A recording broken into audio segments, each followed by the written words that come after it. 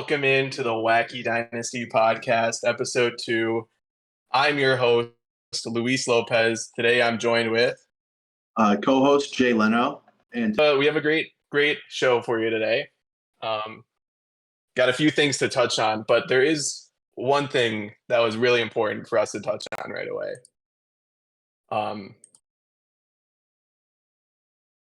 And that is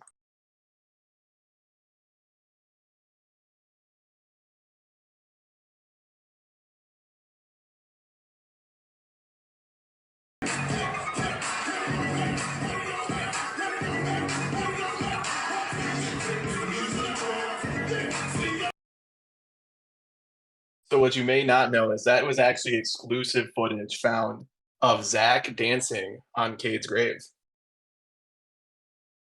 Yeah, I kind of feel bad for him. It's going to be a rough year for him. Oh my God, yeah. Did you see Amon-Ra? Hate to have that guy on my team. Well, it's crazy too, because you look at his team, and I understand all of his, hype talk, and I think he should still talk that way, but it's always good to see a true underdog win, a true underdog story. Everyone loves that, and Zack taking down Goliath was pretty sweet. Oh, for sure, the Goliath of the league. I'd be surprised if he didn't win the league, honestly. I mean, he's got it in the bag. Mm-hmm. Mm-hmm. It'd be embarrassing if he didn't. I agree. League's probably going to get reset after next year. But, for sure. Let's get into the week 1 recap. Let's get into it. So first up is me. Would you guys say grossest game of the week? Yeah, unfortunately so. I listed some key players here. Unfortunately, there were really no key players for my team. Jerome Ford and Jahmyr Gibbs combined for about 36.3. And some duds for my team was pretty much everyone else. A few guys with just 1 to 2 catches. And over on Zack's side, Anthony Richardson, stud. We'll see how long he lasts. That is the big question. Only 9 completions, but he got 2 touchdowns, and one was arguably the best throw I've ever seen. At least for sorry, go ahead. I'm jumping over the host. No, it is fine. I mean, I don't know if it's the greatest throw I've ever seen, but it is incredible the strength he has. Well, it's crazy too, because you knew coming out of the combine how strong and how fast he was. It's just a matter of could he put it all together. So, I mean, if Zack can have Anthony Richardson play like that for, 2/3 of the year, he should be a good team.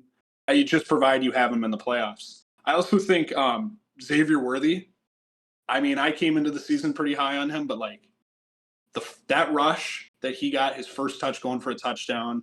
Obviously, the other catch they had for a touchdown was wide open, but I just think he's going to be special. I think he's a difference maker from day one. I think, unfortunately, you just ran into a couple of unknowns. Richardson we expected, but not to this degree right away. At 9 completion game, he scored 26. I think he just ran into some surprises in week 1. Yeah, the rest of the team for Zack did not look great. It wasn't as bad, but it wasn't great. And Worthy kind of got saved with the 2 touchdowns. He only had 3 touches the whole game, but he is freaking fast. When you have the greatest quarterback of all time, he's going to make you look good. That rush was all Mahomes. Did you see that handoff? I did. It was pretty incredible. Not too many quarterbacks in the league can pull that one off. No. Well spoken, Zack. And Marv did not look good, at all. He looks like he belongs on your team. Yeah, I was pretty bad this week, and even I didn't have a player score that low. And only 3 targets. Kyler did not really want to push the ball downfield, or down the sidelines at least. Yeah, it was strange. Passing was down week 1, and you see some guys really lost targets. Marv hasn't played. You expected more than 3 targets. And to your side, Luis, I think Olave, you got to be disappointed 47-10 over the Panthers. He only gets, 2 catches? He's got to get more targets. I expect that from pretty much any team playing the Panthers. I think it's the Chargers this week. Ladd is going to catch maybe 3 passes because that's all they're going to need to do. The Garrett Wilson for Mark Andrews trade is looking good for you. But let's move on. So we got Team No promo. Now this, I don't even know if we can call it a team. And we got him going against accounted for half of Garrett's points this week. That's something. Overhangs. Yeah.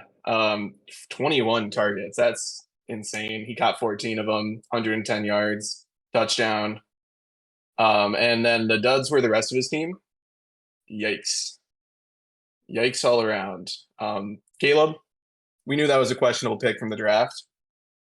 Patrick Taylor, understandable. He didn't have too many options at that point.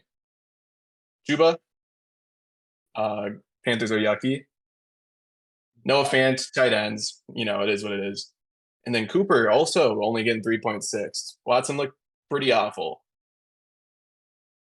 Yeah, I mean, again, Garrett was in a tough spot. He's got some bad injuries. I can understand the situation. It's tough. It's week 1. You don't really know what's coming in. I'm someone who started Caleb Williams in another league. I'm expecting him to bounce back this week, but yeah, it's tough all around.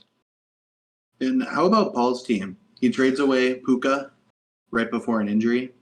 Last year, he picked up Puka and Kyron right before they both emerged as star players. Those were good moves, but I do think his team is pretty bad. And this week, even a blind squirrel finds a nut, So I don't expect this to last. Nope, neither do I. I mean, how often is he going to get 4 receiving touchdowns from Diggs and maybe Evans, but Diggs? Come on now. Too many mouths to feed down there. But he didn't have anyone suck. Kittle, I mean, Kelsey, you kind of expect him to score more, but 6 was still probably middle of the pack for tight ends this week. Yeah, down week for tight ends all around. I think we should move on to the next game. There's a lot to talk about in that one. All right, so let's start off. Dude Burfict pulls off an upset victory against Chris. I'm only calling it an upset because their manager is Ian Lundquist, and that's always going to set you back. That's tough. It holds back the players, and they were able to fight for it this week. Nobody wants to play for him. I don't blame him. I wouldn't either. And who really, really doesn't want to play for him is Evan Ingram. I told you that from the offseason, Ian. So I'm sorry about that. You should have listened to me. Understood. I will address the allegations at the end of this episode, but let's go over this game. Yeah, well, stud running backs, I would say. 18.3 is your lowest for Kamara, Walker, and Hall. It's putting up almost 60 points, almost half your points just from those running backs. So good start there. And then just some solid games from Rice and Smith going against, or I guess Smith had to go into Brazil. That was a tough one with that field, but he still looked pretty good. Rice, number 1 target for Mahomes, at least wide receiver target. It's a nice little combo wombo, I would say. Yeah, I mean, I can tell you I'm very glad that I held on to Rashee Rice after this whole offseason. That Thursday night game, I did not expect him to look as good as he did. And I got a lot of offers all offseason. So glad I held on to him. Glad he played like he did. He is the new Michael Thomas. Just wait till he goes to prison. And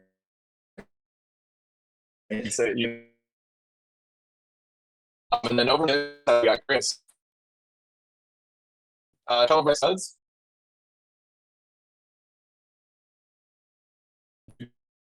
Game from I was looking great. Bowers also looked really good for a rookie. I mean, damn it. Are you still there? Can you guys hear No, we can. cutting in and out on my side? Yeah, you're cutting in and out on ours too. We're going to switch Wi-Fi. Yo. Do we want to start the podcast over? No, I think you just keep doing it. We got to the point where we were done talking about my team. We can just cut it there. I can't cut. Oh, you can't Yeah, cut? this is a minimal editing podcast. Send it to me. You could Send it to me. I definitely can. cut if you wanted to. Yeah, I mean, what I I'm can. hearing is you're lazy. Just send it to me. Yeah. Send it to me. I'll do it. How the hell do I send it to you? Are you able to send me a recording of this? Like a downloaded recording? I don't know. It's a very big file. I'm assuming you'd be able to. You just compress it, send it via email. I mean, I could try. How would you edit it? I would cut right before. Oh, but like what would you use? What would you I would use use to cut it? everything up until we just No. Like what program? What app are you using? I'm sure I could find something, whether it be like Movie Maker or some shit where I can cut it. I guess I could put it into Movie Maker maybe. So I think we just keep going. I'm not restarting it. Yeah, just keep going. Just say real quick, hey, just had internet issues, yada yada, coming back in, talk about Chris's team, and then we're good. Is that where you guys cut off? Yep. Okay. All right, 3, 2, 1. All right, now we're gonna look at Chris's team. Just sorry about that technical issue there. Chris's team looking good. The running backs did pretty good. Connor and Stevenson combined for 40.9, while Brock Bowers looks pretty good in his first game with Gardner. 6 of 8, 58 yards, 11.8 points, was one of the top tight ends this week. Yeah, Chris has a good team. He's got some good running backs. Brock Bowers looks like a stud. Drake London. It's the Kirk Cousins. He needs Jamar to be playing too. I mean, 6 of 68 isn't like nothing, but not what you expect from Jamar. No, and he's got high end talent. I think he should anticipate some bounce back in the next week or two. Yeah, Burrow looked pretty bad against New England though, and he's not a very great week 1 performer. And like Zach mentioned earlier, Drake London only 3.5 points. Kirk cannot move in the pocket. That's going to hinder them greatly. But at least they got a top 10 quarterback behind him. Yeah. And one last thing before we move on. I have an exclusive report here from the owner of Dude Burfict himself. He's addressing the team chemistry issues, and he got a great spot from Robert Kraft. He's taken the whole team to get free massages. And he's not on his team, but apparently Deshaun Watson is also invited. He really wanted to go, so it'll be interesting. Very, very interesting there. You don't see too many players from other teams going to build chemistry. Yeah. That is weird. And you said this was Dude Burfict? Yeah. Which would be me. We are looking for a backup quarterback. That's all I'll say. Your players are they're going to be very happy after that massage. I think we're going to have to look at the flight logs, unfortunately. That's a bit suspicious. But okay, moving on. We got Zay It Ain't So. Aaron going against Tim here. We'll start with Aaron. A-Chain, 23 points on 24 yards rushing for a running back is crazy. He got a touchdown, but he also caught 7 passes for 76 yards. And then A.J. Brown shined in Brazil, 5 catches, 119 yards, burned Jair pretty badly. No comment. Anything to say about Aaron's team? Just a good team. He came up short this week. I don't expect that to happen often. Tim kind of sold the farm for this year, and it's working out so far, apart from a couple of key injuries that we'll talk about. Yeah. Aaron, I mean, 6 catches for Zay. I expect that to go for more than 40 yards in future games. Maybe he has fewer catches, but I could also see him actually catching one downfield. I remember watching the Packers-Eagles game. He got a pretty hefty defensive pass interference called on him. Like, he drew it. And, maybe he catches that pass. That looks a lot better. 7 for, 50. Or, I'm sorry, 80. Yeah, it could have been better. Could be worse. But moving on to Tim, who did indeed sell the farm, and it looks like it's working. Saquon goes off again against the Packers. 24 carries, 109 yards, 2 touchdowns, and then 2 catches for 23 yards and another touchdown, getting the hat trick. Josh Allen got it done with his legs, 31.8, best fantasy quarterback in the league, 232 yards passing, 2 touchdowns, 40 on the ground, 2 touchdowns. He did fumble, but gives a crap. Waddle and Collins did pretty good themselves too, combining for almost 34 points. He did start Terry McLaurin, rookie quarterback, maybe not the best idea. Only 3.7 points there. And before we get on to the injuries, do you guys want to say anything about Tim's team? I mean, he's got a good team. Saquon, obviously, I think we've all been kind of waiting for this to happen again since his rookie year, maybe even second year. He's got a good team. Yeah, I think Josh Allen needs to stop running it and let the running backs do that. But whatever. I agree there. The bigger issue is here. Puka goes down early with the same knee injury that he went down with in the preseason. That's a big loss. He just sold the absolute farm for Puka, and now he's out of wide receiver for at least 4 weeks. Paul's got to be pretty happy about that one. Definitely. And then Njoku suffers an ankle injury in the game. Have you guys seen anything about Njoku, about missing time or how long it's going to be? High ankle sprain, and he will be out for quite a bit of time. I believe 4-ish weeks. And I tried to warn you guys on the last podcast. He's an idiot who burned himself. People say injuries are unavoidable, but if Njoku were smarter, he wouldn't be hurt right now. He'd probably be on a different team too, with a quarterback who isn't a rapist. That too. Let's move on. Those are allegations, and I won't have you slandering my man like that. I'm sorry about that. I could never. There is an audio with this slide, so let's let that play. Embarrassing. That is indeed embarrassing, Cade. Oh God, yikes. Zach, huge game. Congratulations. Team looks great.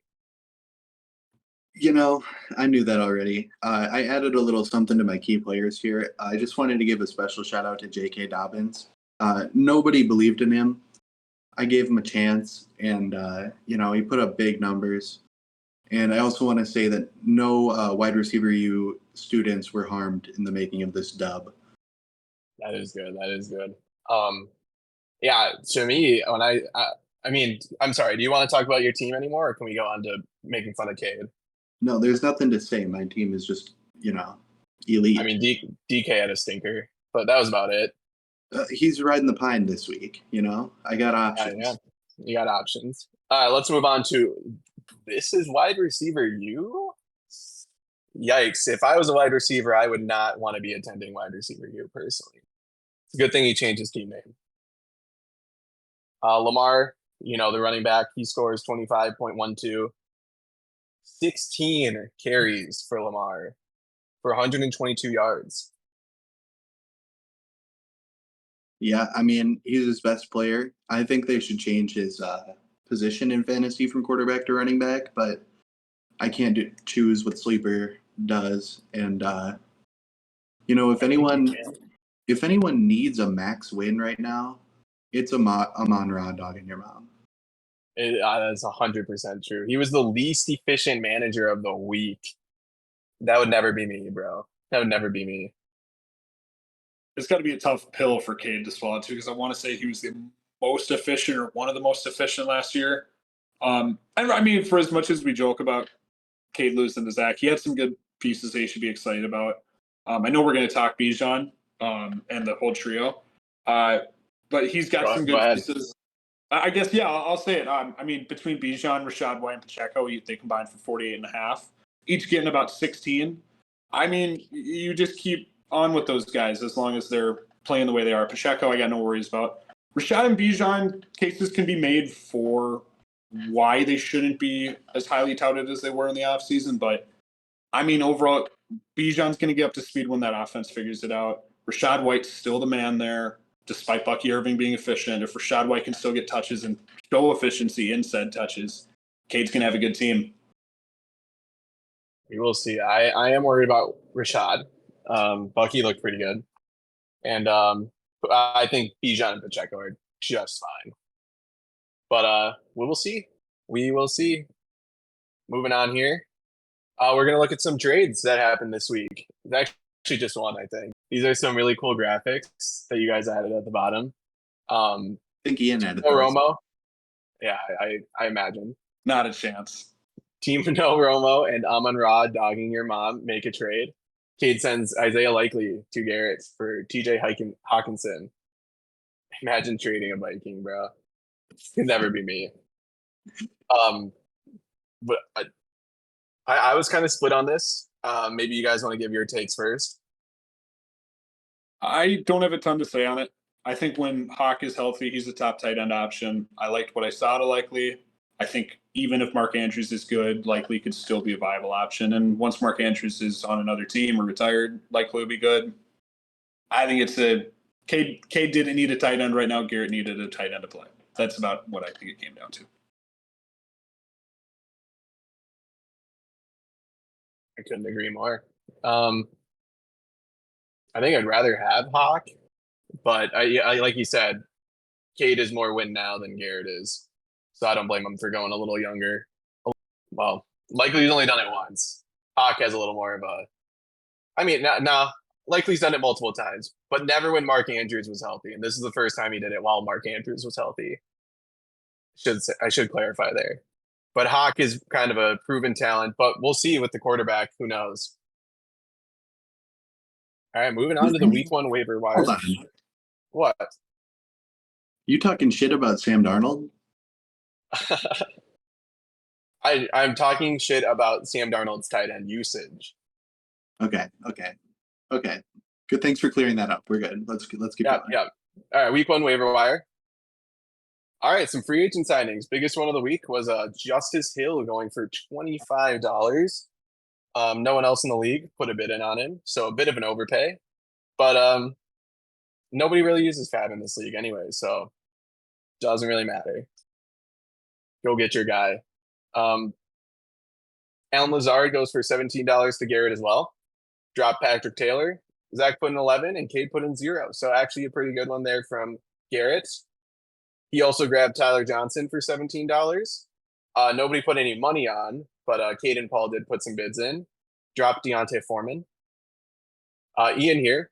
Devon Vele, I think it is actually. Something like that. For $15. Dropped the better Cook brother. Zach with a C put in a $2 bid. Cade put in a $0 bid. Baker Mayfield for $8 to Chris. Dropped Cade Otten. Next highest was Cade with $0. Colby Parkinson for $5 to Paul. Dropped Luke Musgrave. I put in a $2 bid myself. Cade put in a $0 bid. Alec Pierce, who was later dropped, but at the time was picked up by Cade for $0. And then we got some free agents. Cade picked up Russell Wilson, dropped Alec Pierce, who he then dropped Russell Wilson later for Tucker Kraft. Aaron picked up Jeff Wilson Jr., my name Jeff. Dropped Theo Johnson. Zach, I don't know how to say this guy's name. It's Andre Iosivas. Okay, yep. Wide receiver for the Bengals. Picked him up. Tim picked up Jordan Akins. And as aforementioned, Cade picked up Tucker Kraft. So right away, first, Justice Hill, bit of an overpay. They're only going to need him if they're losing. And even when they were losing, he wasn't that great against the Chiefs. And I don't know how many times they're going to be losing in the future. He's going to get his. Derrick Henry is too old to be taking 30 carries every game. Justice Hill is a good player. He can catch. It might have been an overpay. I like the pickup, though. Yeah, I'm like I said earlier, the Fab in this league does not matter. That's why Cade put in $100 on, I think it was Roman Wilson earlier. And now he has 0 Fab for the rest of the year. He should still be pretty fine. But let's go on to Alan Lazard. Yuck. Yeah, yuck indeed. Packers fan. My heart goes out to the Jets fans. They have to watch that guy because he's going to be super inconsistent. 2 touchdowns in his first game's awesome, but I don't think he's a wide receiver 2 in the NFL. Couldn't agree more. Tyler Johnson. I mean, it is a dynasty league. Same with Row the boat. Devon. Ayuma, baby. Same with Devon down there. You think he's going to do anything with Bo? He could. I think I picked him up more for the reason that his profile kind of fits what Michael Thomas has been in a past Sean Payton offense. They're a long ways away from getting a Michael Thomas, Drew Brees connection or even anything resembling that production. But he was the only guy that I wanted to take a shot at. I did want to point out before we move past Garrett's picks, he did spend $69 to acquire those 3 players. Just want to point that out. Yep, that is very true. Fantastic move from Garrett there. I can't hate that. No, I don't know how you could possibly ever hate it. I know this is not Wacky Dynasty, but I am going to talk about it because it is very relevant now that you brought that up. A member of the Wacky Dynasty, many of us in the Wacky Dynasty are actually in Cade's Guillotine League. I'm not sure if you guys noticed, but Tim also put down $420 on Garrett Wilson for his bids. And then the plan was to get Jordan Mason for $69. So I appreciate that, Tim. I saw that. That was great. Good work, Tim. Mm-hmm. Chris Baker Mayfield, backup quarterback. Not too much to say there. You guys, Colby Parkinson, backup tight end. Not too much to say there. I mean, he might be better with Puka out, but it could also be any of the wide receivers there. Who knows?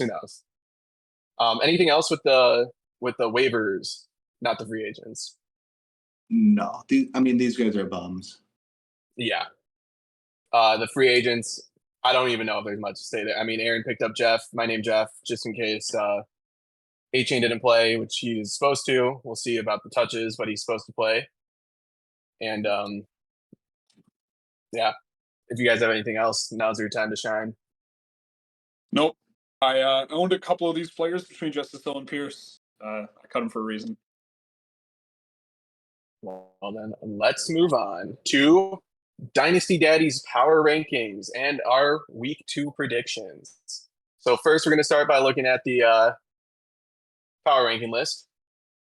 They got Paul overall number 1, most drafts capital. He's halfway. He's number 5 in the starter rank. What does that contender tier say? It says fraud. Actually, it does say fraud. I don't know if I necessarily agree with that. But why would you put this in here? This is an anti-Cade propaganda podcast, and you put in a graphic that says he's a super team. Okay, buddy. I'm not on any political agenda per se. I'm gonna say my opinions and facts and feelings, and you're just gonna have to decide which is which. Okay. Amon Ra dogging your mom came into my house and tried to eat my pets, and I told him to get out. Mm-hmm. But did he listen? No. And he created a fucking super team because he devoured your dog's brain. At least he's 10th in quarterback, right? It's a good feeling. I think that's a purgatory that he's been put in because at one point he's had Russell Wilson, Aaron Rodgers, and Deshaun Watson on his team. So I think even if he had 3 or 4 elite quarterbacks, he'd still be at 10. I think they just know. Yeah.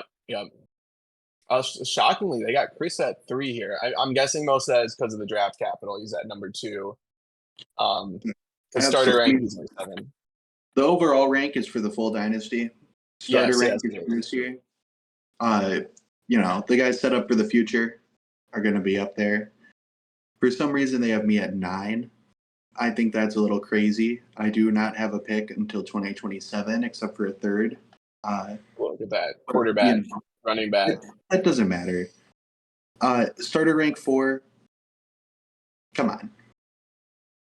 Hey, I'd maybe put you a little higher. Is there anyone else on this board that's? I mean, Ian, you want to talk about your team down at 7? But starter rank 2. Yeah, I mean, I kind of echo some of Zach's thoughts and feelings on this, probably because these polls have always been pretty unkind to me. I don't, I like where I'm at. if they want to put me at 7, that's fine. I think my draft capital is a little better than 5. Got a starter rank at 2. Some of the things I don't get, but it is what it is. It's fun to look at. Last thing I'll say on this, Tim down at 10, and he sold the farm as we mentioned. So as you can see, his draft rank is 10, and look at his starter rank, still 6. It's unfortunate. Hate to see it. Unfortunate. Yeah, we do hate to see it. Maybe he stops trading with Cade. That'd be nice.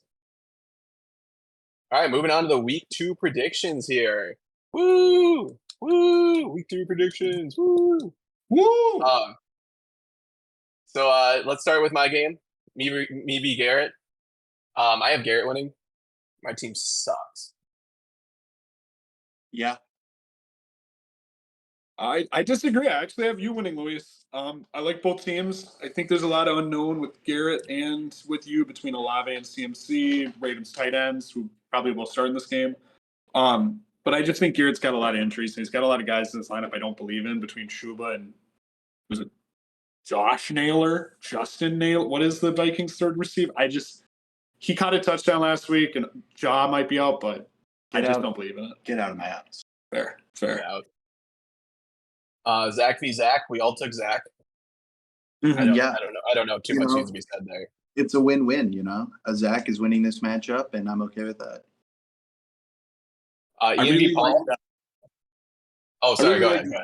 No, my apologies. I really like Zach. I like Zach's team, and I'm not joking around here. I like ZAC. I like the young wideouts. I don't think they've shown enough for me to have full confidence in them this week. And honestly, with Zach last week, if Mixon gets as many touches as he did last week, if that happens consistently throughout this year, I think people are going to have a hard time beating Zach. With a K, that is. No offense, Zach, with a C. Couldn't agree more. Ian v. Paul. Ian, you even took Paul there. I was doing it to be mean to you. Well, it worked. My feelings been hurt. I picked Cade over me last week. I think this is sort of the same thing with taking Ian here. Gotcha. So, okay. Clean sweep for Tim. Chris's team still rebuilding. Tim sold for now. Chris's team can pop off. He's got players that can put up. Yeah, yeah. I'm not saying it can't. Anything can happen. I also want to say something. Paul, I'm sorry. I think your team is very good. I did not just put it in because I want to make fun of Ian. It was just a nice coincidence. I think that game is more closer to 50-50. But I do pick Paul to win. And I wanted to be mean to Ian. I just want to clear that up. I'm sure he'll understand. I know he's listening too. He's probably our biggest fan. Then we got Aaron versus Cade. I took Aaron if A-Chain played, and it sounds like he is, so I'm going to take Aaron to win that game. And you both took Cade. Can't blame you. Super team. Yeah, he's going to win. He's going to win most of these games and the title, so it makes sense. Yeah, based on his future-telling ways, that's the way things going to happen. A-Chain being in the game, that's about to happen in like 10 minutes. That's why I'm anxiously trying to get through this. A-Chain being in the game without Mostert could swing it. Yeah, if he has a giant game like he had against Denver last year, he could be awesome and Aaron could win this. But I just think Cade's got so many good matchups this week. It's going to be like that most of the season. So, unfortunately, I just have Cade here. Sorry, Cade. No most. If he was playing, A-Chain would be worthless like he usually is. Mostert's the guy. But he's out, so maybe A-Chain can have an okay game. All right, it's now time to address the allegations. Let me play the sound here.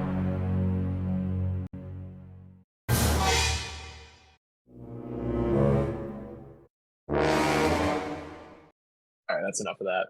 I heard you. Oh, yep, this is the perfect slide to address the allegations. Let's hear it, Ian. Okay, glad to finally have a little space.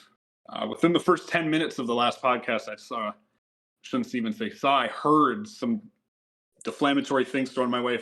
Starting off with, I didn't have Kyle Pitts last year. Luis, I implore you to check your sources next time. The 9th pick was actually sent during the year in a trade for Deebo Samuel. And if you remember, my tight ends last year were a problem. But I did trade for Dalton Schultz and got Tim's second. I had to give up my second. Tim's second ended up being better than mine, and I traded for Ingram. So I think I'm tight end you. I think I am the developer of tight ends. So just get that out of there. I will say, speaking of tight ends, the Ingram comment, it's internal disputes, but a player who scores 1.4 cannot talk. Ingram's lucky enough to be on a championship contender. Don't really have anything to say about that.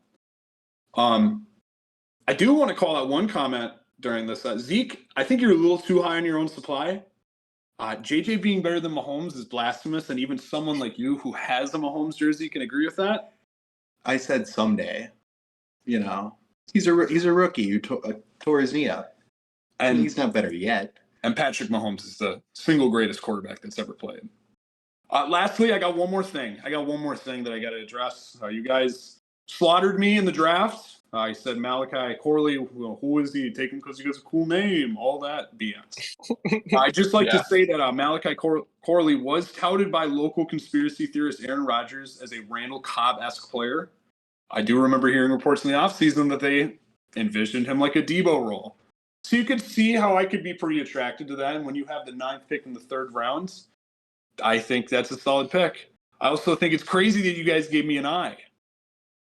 Eye for Ian. I still think that's crazy. What? How is that crazy? You are Ian. I mean, I am Ian. My name's Jeff. But that's not how I want to be associated with my grade. And I'm taking away your platform. This sounds serious. I'm taking away your platform. And you're done. Let's you know what? We're gonna sign off here. No, I'm joking. Go ahead and say what you need to say. No, all good fun. Just wanted to come on and correct the record. That's about it. Thanks for having me on this week, boys. I can't wait to go watch sweet Bills-Dolphins matchup. About to start here in like 5 minutes. So let's wrap this up. All right. Good luck this week, boys. Everyone, good luck this week. May the odds be ever in your favor.